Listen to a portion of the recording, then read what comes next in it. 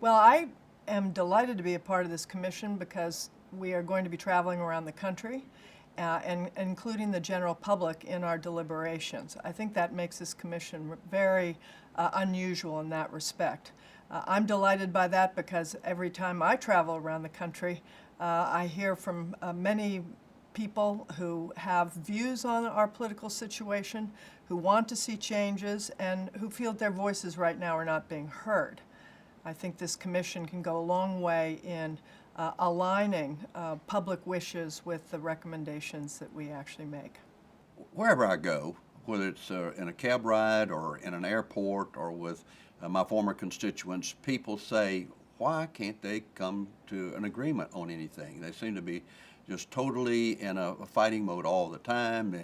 The president is not talking to the Congress is not talking to the president. Even Democrats and Republican leaders are having difficulty communicating. So I think you begin at the beginning. You begin by talking to the people, listening to the people, engaging in the discussion, using modern technology and social media, and use the existing media, the networks, to just have a conversation about, okay, where are we? Why are these things happening or not happening the way they are? What is the solution? Are there some ideas or some recommendations that we can make that will change the dynamics in Washington and across our country?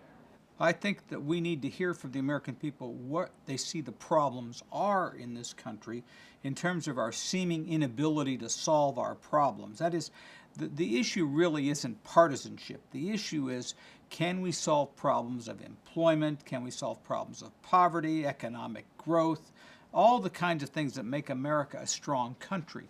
And right now, the congressional process, the political processes are not consistent with us solving these problems. And what we need to find out from the public is why they think this is happening.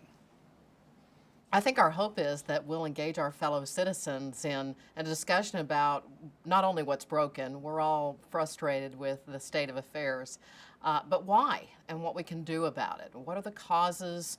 What are we doing that make it worse? What are some things we can do to make it better? So I think we're really trying to understand how we got here and how we can get out of this dysfunction and into a government and a country that really works better.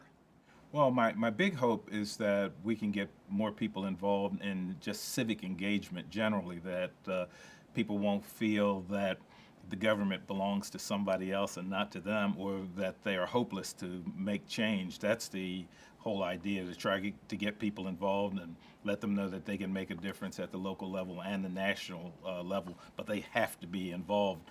Because if you don't get involved, you leave it to somebody else, and then all you do is complain. So my hope is that we can get people involved in the conversation about how they individually can participate and make a difference in our government.